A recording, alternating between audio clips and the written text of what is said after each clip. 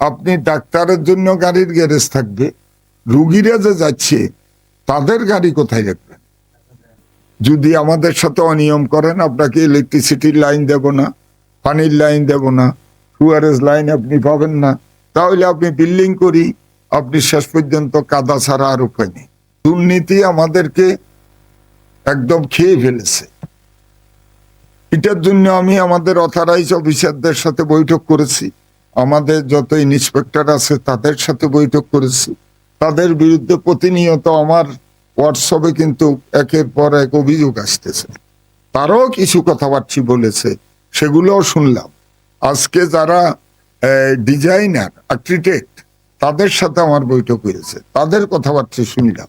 এখন একটা আর্কিটেক্ট একটা ডিজাইন এটা স্বাক্ষর দিয়া সিল দিয়া সাবমিট করে দেয়, তার কোনো ঠিকানা নাই, তার কোনো টেলিফোন নাম্বার নাই, সেটার উপর ভর করে আমাদের অথরাইজ অফিসাররা কাজ করে।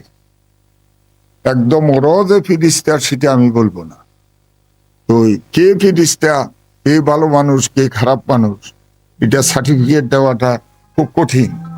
তো আমি আপনার মাধ্যমে যে কথাটা বলতে চাই, নগর কিন্তু অপরিকল্পিতভাবে নগরায়ন হয়েছে। আমরা এখন মাস্টার প্ল্যান করতেছি, আপনি জানেন।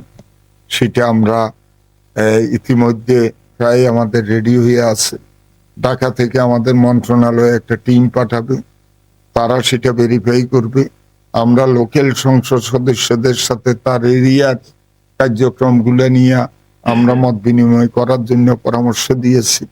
ফাইনালি আমরা বিদেশি একটা টিমের সাথে এটার রেকটিফিকেশন যদি করার দরকার হয়, তারা দেখি এটাকে যাতে আরো নান্দনিক করা যায় আমরা সেই ব্যবস্থা করব। আমাদের এরিয়া কিন্তু অনেক বেড়ে গেছে। আমরা সীতাকুণ্ড, আমরা হাটহাজারী, আমরা রাউজান, পটিয়া, আনোয়ারা, সাতখানিয়া, বোয়ালখালী, বিশাল এরিয়া আমরা এই আমাদের এই মাস্টার যেটা পরিকল্পনা সেটাতে আমরা রেখেছি।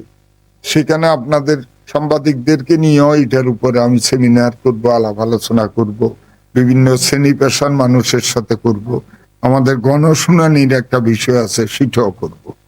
তো আমি ইম্প্যাক্ট যেটা চাইছি যে একটা নান্দনিক শহর করার জন্য সকলের মন মানসিকতা পরিবর্তন করতে হবে।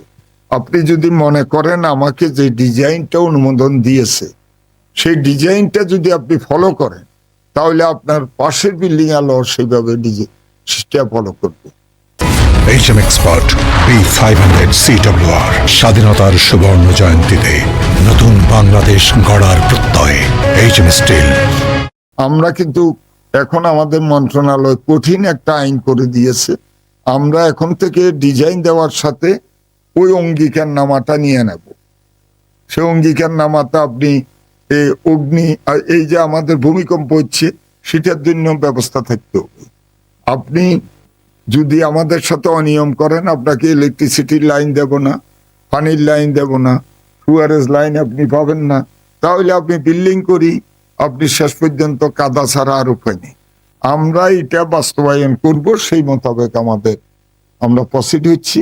বাকিটা সময় বলে দেবে আমরা কি করতে চাই।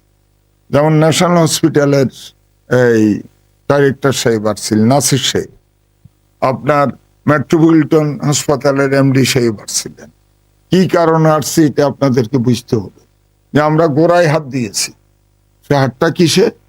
আপনি ডাক্তারের জন্য গাড়ির গ্যারেজ থাকবে, রুগীরা যে যাচ্ছে তাদের গাড়ি কোথায় রাখবেন? তাদের তো জায়গা নাই, সেটার ব্যবস্থা কেন আপনারা করেন নাই? কাজেই যানজট কেন হচ্ছে? আপনাকে যানজট হওয়ার কারণ চিহ্নিত করতে হবে, তারপরে এবার আপনি ব্যবস্থা গ্রহণ করবেন।